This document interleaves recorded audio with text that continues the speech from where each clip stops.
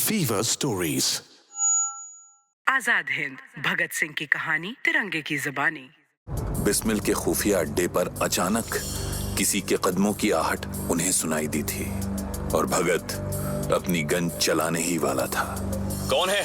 कौन है अंधेरे में? सामने आओ वरना गोली चला दूंगा। अपनी गन नीचे करो भगत। ये कोई और नहीं बल्कि हमारे सेनापति चंद्रशेखर आजाद हैं। आजाद का नाम सुनते ही भगत के पूरे जिस्म में ठंडी सिहरन सी दौड़ गई थी। उसने कांपते हाथों से मिट्टी की दीवार पर लगी मशाल उठाई और अंधेरे में देखने की कोशिश की। मशाल की रोशनी में आजाद का पूरा जिस्म नहा गया था। भगत भगवान में यकीन नहीं रखता था, फिर भी उसे निर्वाण प्राप्ति जैसा अनुभव हुआ। उसने देखा कि बिस्मिल ने दौड़कर आजाद को अपने सीने से लगा लिया है। आजाद आजाद मेरे भाई, शुक्र है तुम सही सलामत हो। मुझे हर समय तुम्हारी ही चिंता लगी रहती थी कि कहीं तुम गिरफ्तार तो जब तक आखिरी सांस बाकी है उनकी हथकड़ी मेरे जिस्म को छू नहीं सकती। परिस्थितियां कैसी भी हो, लेकिन तुम्हारी अकड़ है कि जाती ही नहीं। अरे देखो तो भगत, कौन आया है तुमसे मिलने। ओह भगत। ये तो हमसे पहले भी मिल चुका है ना? क्यों भगत, याद है कि भूल गए? भगत के जहन में उसी ट्रेन वाले हमलावर की तस्वीर उभरने लगी थी जिसने उसके छक्के छुड़ा दिए थे। हमलावर के शब्द उसके कानों में गूंजने लगे थे। मैं जान गया, वो आप ही थे। ये कहते हुए भगत दौड़ता और घुटनों के बल फिसलता हुआ आजाद के पैरों के नजदीक जा पहुंचा। उसने उनके कदमों की मिट्टी उठाकर अपने माथे पर रगड़ ली। अरे ये क्या कर रहे हैं?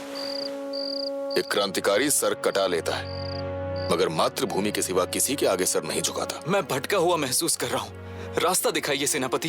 भटकाव ही क्रांति का जन्मदाता है। अपनी ताकत को पहचानो भगत, खुद को समेटो और बिस्मिल ने जो कहा उसे फॉलो करो। यही तो नहीं समझ पा रहा हूँ कि क्या करूँ।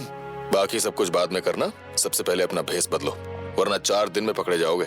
बिना कहे ही भगत आजाद का इशारा समझ गया था। मैंने अगर पग छोड़ी तो पिताजी मुझे अंग्रेजों से पहले शहीद कर देंगे। ठीक कहा, पर नाम तो बदल ही सकते हो।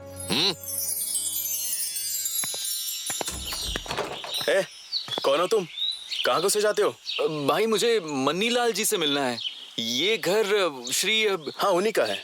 तुम कौन हो? योगेश भाई अजय घोष यही रहते हैं ना? मैंने कहा अपना नाम बताओ। जी मैं बलवंत सिंह।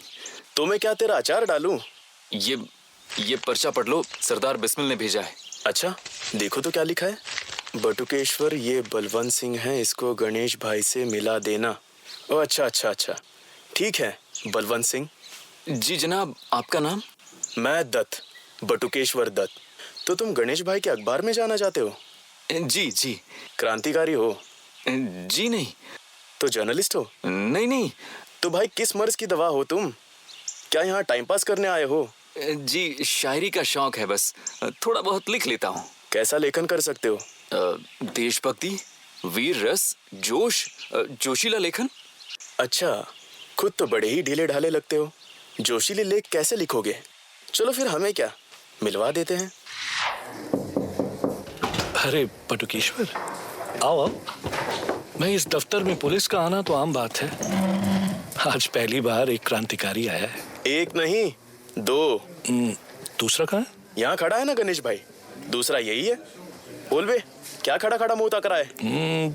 डील डॉल से तो ठीक ठाक है मगर कुछ घबराया हुआ सा लगता है। बोलो भाई सरदार, दुल्हन जैसे क्यों शर्माते हो?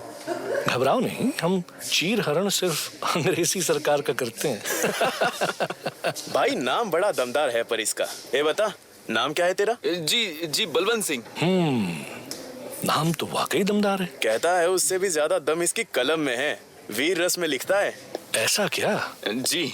अच्छा ठीक है, तो फिर अभी चेक कर लेते हैं। गणेश शंकर विद्यार्थी आगे बढ़े और पेपर का टुकड़ा भगत के हाथ में थमाकर एक पेन उसकी तरफ हवा में उछाल दिया। अंग्रेजी सरकार के जुल्म और काकोरी कांड की गिरफ्तारियों को लेकर 2200 शब्दों का एक लेख लिखो। लिखते हैं? कितना दम रखती है तुम्हारी कलम? जी के बच्चे, अगर तुम्हारा लेख हमें पसंद आ गया ना, तो हम तुम्हें अपने संपादन विभाग में ले लेंगे, लाइफ बना देंगे तुम्हारी। वरना कसम मातृभूमि की, इस शहर में टिकने भी नहीं देंगे तुमको। जी जी भाई, ये तो साला गया। भगत ने एक नजर दोनों की तरफ बारी बारी से देखा और फिर एक लंबी गहरी सांस लेकर कुर्सी पर बैठ गया। उसने टेबल पर पेपर रखा, फाउंटेन पेन की निब पेपर से टकराई और अगले ही पल उसकी कलम ने उस कागज की सड़क पर बुलेट की स्पीड पकड़ ली थी। गणेश शंकर विद्यार्थी के सूचना अनुसार भगत सिंह ने काकोरी कांड के बाद हुई पुलिस की गिरफ्तारियों पर एक ज्वलंत लेख लिखा था। भारत के नवरत्न गिरफ्तार। हेडलाइन तो अच्छी है बलवंत। हेडलाइन से क्या होता है, आगे पढ़िए ना विद्यार्थी भाई, हम भी तो देखें इस शायर की कलम में कितना दम है। बिल्कुल, देखें क्या लिखा है। काकोरी कांड एक क्रांतिकारी घटना है, उसे सिर्फ एक साधारण लूट का नाम देकर अंग्रेजी सरकार हम भारतवासियों को गुमराह कर रही है। वे लोग अब तक हमें हिंदू मुस्लिम के नाम पर विभाजित करते आ रहे थे, अब हमारी क्रांति को अमानवीय हिंसा का नाम देकर हमारे समाज को हिंसक और अहिंसक दो हिस्सों में बांटना चाहती है। अच्छा है, मगर सरकार शायद भूल गई है कि हम इसी भारत भूमि से जन्मे हैं जिस पर वे पिछले 200 सालों से निर्ममता और क्रूरता के साथ राज करते आए हैं। क्रांति की मशाल जल चुकी है, वो भारतीयों के रक्त की आहुति मांग रही है और भारतीय क्रांतिकारी इस मशाल को तब तक नहीं बुझने देंगे जब तक कि पूर्ण स्वराज उनका ना हो जाए। वाह वाह, आग लगा दी बलवंत। देखो विद्यार्थी भाई, मेरे तो रोंगटे खड़े हो गए। भाई दम तो है लड़के की कलम में। सुनो, आज से तुम हमारे संपादकीय विभाग का हिस्सा हो बलवंत। लिखो, जितना लिख सकते हो उतना लिखो। वादा करते हैं तुम्हारे लेख से एक शब्द नहीं काटेंगे। धन्यवाद विद्यार्थी भाई। इसके बाद से ही भगत सिंह के प्रताप में एक के बाद एक कई लेख प्रकाशित हुए, जिससे प्रताप की बिक्री ने आसमान छू लिया था। और इसका साइड इफेक्ट ये रहा कि प्रताप और उसके संपादक गणेश शंकर विद्यार्थी अंग्रेजी सरकार के निशाने पर आ गए थे। भगत सिंह को कुत्तों की तरह सूंघता फिर रहा जेफरी आखिरकार प्रताप के ऑफिस आ धमका। भगत एक लेख हाथ में लिए कमरे में घुसने ही वाला था कि जेफरी को देखकर तुरंत सतर्क हो गया और दीवार के पीछे छुपकर उनकी बातें सुनने लगा। क्या तुम ही गणेश शंकर विद्यार्थी हो? जी हाँ, मैं ही हूँ और ये अखबार भी मेरा है। Well, I'm Inspector Jeffrey. तुम्हारा अखबार काफी आग उगल रहा है ब्रिटिश सरकार के खिलाफ। इंस्पेक्टर साहब, अखबार समाज का चेहरा होता है। अब अंग्रेजी सरकार की बेरहमी से हमारी कलम की जो स्याही है ना, वो पेट्रोल बन चुकी है। तो जब कागज पर चलेगी तो आग तो लगेगी। Very impressive. Well, फिलहाल हम तुमसे मिलने नहीं आया। तुम्हारा कोई राइटर है और what was his name, Daljit Singh? Balwant Singh नाम है सरकार, बड़ा चंगा लिखता है। Oh, just shut up, Daljit Singh. And you, Mr. विद्यार्थी, अपने उस राइटर को बुलाओ।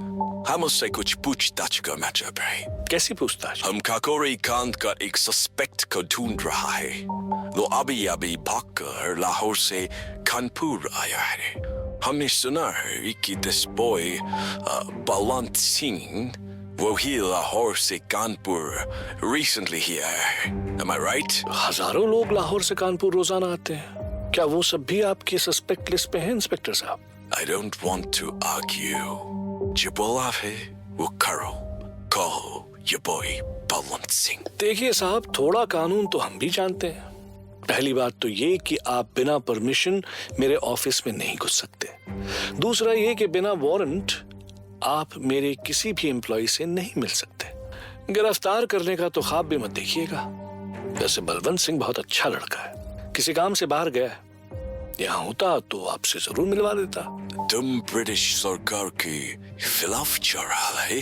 अब आपको ऐसा ही समझना है तो समझ सकते हैं। You regret for this, विद्यार्थी। जनाब, अगर आप इसके बाद एक मिनट भी यहाँ रुके तो पछताने का भी मौका नहीं दूंगा मैं आपको। बताइए, ट्रांसफर चाहेंगे या फिर नौकरी से ही हाथ धोना पसंद करेंगे। हम पत्रकार हैं, सरकार हिलाने की ताकत हम रखते हैं। खैर अब बोलिए, आप चाय लेंगे या कॉफी? अभी यंग चाहता है, लेकिन टोटो तुम्हारा औकात दिखाने हम वापस जरूर आएगा। Let's go, Daljit Singh. गया सफेद लंगूर। शुक्रिया विद्यार्थी भाई, मेरी जान बचाने के लिए। तुम्हारी जान? क्यों भाई बलवंत सिंह, तुमने कुछ किया है क्या? नहीं तो। देखो, मैं नहीं जानता ये तुम्हें ढूंढता हुआ क्यों यहाँ आया था बलवंत, पर मैं इन कुत्तों को अच्छी तरह से जानता हूँ। ये जब तक तुम्हें किसी ना किसी बहाने से जेल में नहीं डाल देगा, ये चैन से नहीं बैठेगा जेफरी। इसलिए फिलहाल तुम अभी शादीपुर निकल जाओ। लेकिन शादीपुर क्यों भाई?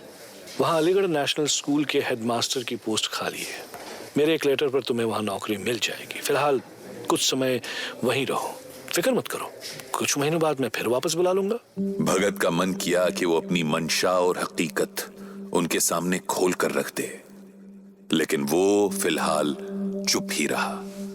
भगत सिंह की ये जिंदगी आगे क्या मोड़ लेती है, ये मैं यानी तिरंगा आपको बताऊंगा अगले एपिसोड में। तब तक सुनते रहिए। जय हिंद। आप सुन रहे हैं आजाद हिंद भगत सिंह की कहानी तिरंगे की ज़बानी, ओनली ऑन फीवर स्टोरीज।